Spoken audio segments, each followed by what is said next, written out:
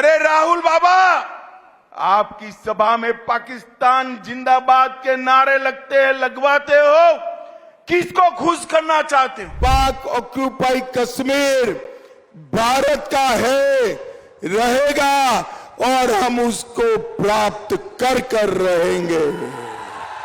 Congress party Rahul बाबा को अभी किसी एनजीओ ने पकड़ा दिया है कि एमएसपी बोलने से वोट मिल जाएंगे। राहुल बाबा, एमएसपी का फुल फॉर्म मालूम है क्या आपको? एमएसपी किसको कहते हैं मालूम है क्या ये देश अब सरिया के आधार पर चलेगा?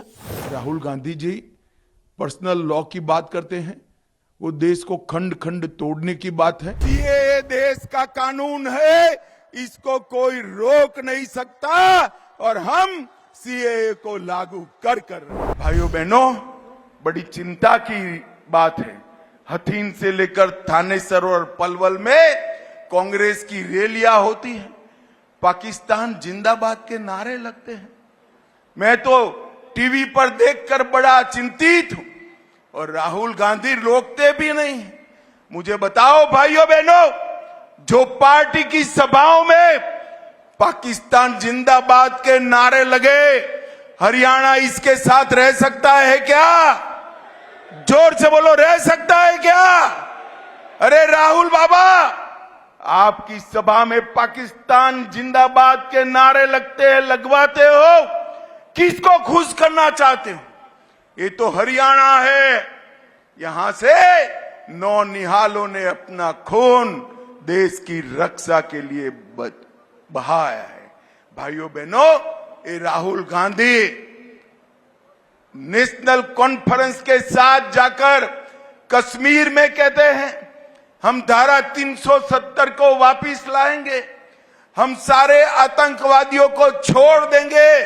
मुझे बताओ टोहाना वालों, धारा 370 वापस लानी चाहिए क्या? जोर से बोलो, लानी चाहिए क्या? आतंकवादियों को छोड़ना चाहिए क्या? अरे राहुल बाबा, आप तो क्या, आपकी तीसरी पीढ़ी भी आ जाए, धारा 370 वापस नहीं आए। ये इतिहास बन चुका है। आपके समय में, आपके नाना के समय में धारा 370 ने कश्मीर पर सवालिया निशान लगाया था। नरेंद्र मोदी जी ने वो सवालिया निशान हटाने का काम किया है, अब वो वापिस नहीं आ सकता है। भाइयों बहनों, आज मैं आया हूं तब कांग्रेस पार्टी के भ्रष्टाचार की भी बात करना चाहता हूं। कांग्रेस की सरकारें थी, दिल्ली के दामाद को खुश करने के लिए हरियाणा की किसान की भूमि कोड़ियों के मोल दे दी और बड़े बड़े भ्रष्टाचार किए हैं। उस वक्त हुड्डा साहब की सरकार में डीलरों का दबदबा था, दामाद का दबदबा था और भ्रष्टाचारियों का दबदबा था।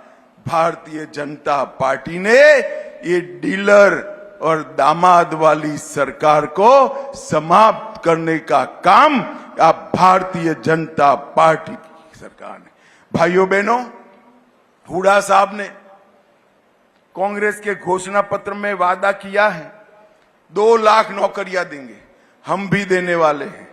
परंतु हुड्डा जी, मैं कांग्रेस पार्टी के नेताओं को पूछना चाहता हूं, ये 2 लाख नौकरियां किसको दोगे भाई? जो युवा योग्य है उसको दोगे या जो आपको खर्ची देता है, जिसके पास आपकी पर्ची है, उसको दोगे? भाइयों बहनों, कांग्रेस को जिताने का मतलब है युवाओं के पास से 20 लाख, 25 लाख, 30 लाख नौकरी के बारे में भ्रष्टाचार करना। और भाजपा को जिताने का मतलब है डाकियों को सगुन का 100 रुपया दो, आपका अपॉइंटमेंट लेटर आपके घर पर आ जाएगा, डाकिया दे जाएगा। पाकिस्तान जो है हमारा है, पाकिस्तान ऑक्यूपाई कश्मीर हमारा है या नहीं? से बोलो, है या नहीं है? ये कांग्रेस के नेता मणिशंकर अय्यर कहते हैं पाकिस्तान के पास एटम बम है, पीओके को मत मांगो। अरे मणिशंकर अय्यर, हम तो भाजपा वाले हैं, डरना नहीं जानते भाई। आपको डरना है तो डरो। आज मैं बांदा वालों के सामने बताकर जाता हूं, पाक ऑक्यूपाई कश्मीर भारत का है, रहेगा और हम उसको प्राप्त कर रहेंगे। दूसरे चरण का मतदान पूरे देश भर में चालू है और अब तक का जो रुझान है, लोग भारी संख्या में वोट दे रहे हैं। सबसे पहले तो मैं मतदाताओं को अपील करना चाहूँगा कि सुरक्षित देश के लिए, समृद्ध देश के लिए और गरीबों के कल्याण के लिए ऐसी पार्टी चुनिए जो अपने वादों पर खड़ी रहे।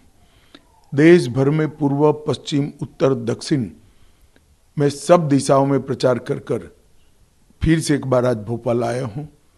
देश भर में मोदी जी को तीसरी बार प्रधानमंत्री बनाने के लिए बहुत बड़ा उत्साह है और हर जगह पे वो प्रदर्शित हो रहा है।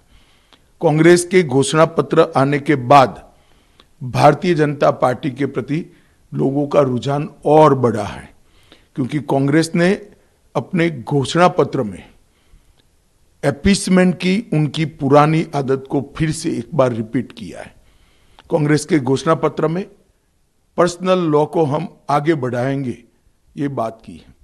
मैं राहुल गांधी जी को पूछना चाहता हूं, पर्सनल लॉ को आप आगे बढ़ाएंगे तो क्या ये देश अब शरिया के आधार पर चलेगा? किस प्रकार का पंथ निरपेक्ष संविधान आप इस देश में चाहते हैं? हमारा संविधान पंथ निरपेक्ष है। देश के कानून धर्म के आधार पर नहीं बन सकते। भारतीय जनता पार्टी ने अपने घोषणा पत्र में स्पष्टता के साथ कहा है, हम यूनिफॉर्म सिविल कोड को लाएंगे, सभी पंथ मजहब के लोगों के लिए एक ही कानून होगा। हमने ट्रिपल तलाक समाप्त किया है, यूसीसी की शुरुआत की है, उसको हम आगे बढ़ाएंगे। राहुल गांधी जी पर्सनल लॉ की बात करते हैं, वो देश को खंड खंड तोड़ने की बात है और शरिया के आधार पर क्या ये देश चलेगा? किसी एक धर्म के कानून के आधार पर ये देश नहीं चल सकता। ये देश में पर्सनल लॉ नहीं चल सकते। ये भारतीय जनता पार्टी का फर्म बिलीफ है। मोदी जी ने जो गरीब कल्याण के काम किए हैं, उसके कारण गरीबों में मतदान का बहुत उत्साह है। दलित, आदिवासी, पिछड़ा समाज और गांव के गरीब, सभी वर्ग के गरीब बहुत उत्साह के साथ मोदी जी के लिए वोटिंग कर रहे हैं और मुझे पूरा भरोसा है कि हम तीसरी बार देश के प्रधानमंत्री के रूप में 1 तारीख के बाद नरेंद्र मोदी को देखेंगे। ये सब भारतीय जनता पार्टी के कार्यकर्ता और करोड़ों देशवासियों की भावना। मित्रों, बंगाल को पूरे भारत के अंदर भ्रष्टाचार के कारण बदनाम करने का काम ममता बनर्जी की सरकार ने किया। ज्योतिप्रिय मलिक, अनुव्रत मंडल, पार्थ चटर्जी, चाहे गाय तस्करी हो, चाहे कोयला तस्करी हो, चाहे भर्ती घोटाला हो, अरबों खरबों रुपया बंगाल की जनता का इन्होंने खाया है। और मैं ममता बनर्जी को आज कहकर जाता हूं, अगर आप में हिम्मत है तो ज्योतिप्रिय मलिक, अनुव्रत मंडल और पार्थ चटर्जी को तृणमूल कांग्रेस से सस्पेंड कर दिखाइए, तो बंगाल की जनता मानेगी। वो नहीं कर सकती। हर रोज दुर्गा का स्तवन कर रही है कि ये 3 कहीं भतीजे का नाम न बता दे, भतीजे का नाम न बता दे। जो खुद मिले हुए हैं वो बंगाल को भ्रष्टाचार से मुक्त नहीं कर सकते हैं। मित्रों, इतने सारे भ्रष्टाचार हुए हैं कि संसद की पवित्रता को भी तृणमूल कांग्रेस के सांसदों ने समाप्त कर दिया। भेंटे लेकर, सौगातें लेकर सवाल पूछने वाले सांसद और वो पार्टी बंगाल और भारत का भला कर सकती है क्या? जोर से बोलिए, कर सकती है क्या? भाई और बहनों, अवैध घुसपैठ चरम सीमा पर। आसाम की जनता ने भाजपा सरकार बना दी। आसाम की सरहदों से परिंदा भी पैर नहीं मार सकता। और बंगाल में सोशल मीडिया पर कोई रख रहा है कि अगर घुसपैठ कर आए हो और आधार कार्ड चाहिए, वोटर कार्ड चाहिए, तो इस नंबर पर संपर्क करिए। बंगाल पुलिस चुप। मुझे बताओ भाइयों बहनों, जिस राज्य में इतनी घुसपैठ होती हो, वहां कभी विकास हो सकता है क्या? जोर से बोलो, हो सकता है? और इसीलिए ममता बनर्जी सीएए का विरोध कर रही है, सीएए कर नहीं दे। मगर मैं आज इस सभा में कहकर जाता हूं, ममता दीदी, सीएए देश का कानून है, इसको कोई रोक नहीं सकता और हम सीएए को लागू कर रहेंगे। भाई और बहनों, जो वहां से आए हैं, वो सभी हिंदू भाइयों बहनों का इस देश पर इतना ही अधिकार है जितना मेरा और आपका अधिकार है। उनको अपने अधिकार से कोई वंचित कहीं नहीं कर सकता। राहुल बाबा को अभी किसी एनजीओ ने पकड़ा दिया है कि एमएसपी बोलने से वोट मिल जाएंगे। राहुल बाबा, एमएसपी का फुल फॉर्म मालूम है क्या आपको? एमएसपी किसको कहते हैं मालूम है क्या? खरीफ का क्रॉप कौन सा है, रबी का कौन सा है, कुछ मालूम है क्या? भाइयों बहनों, मैं आज यहां से इस मंच से सवाल पूछना चाहता हूं। पूरे देश भर में कांग्रेस की सरकारें जो चल रही है, वो एमएसपी के नाम पर किसानों के सामने झूठ बोलने का बंद करिए। भारतीय जनता पार्टी हरियाणा की सरकार मिनिमम सपोर्ट प्राइस पर 24 क्रॉप खरीद रही है, 24 के 24 क्रॉप खरीद रही है।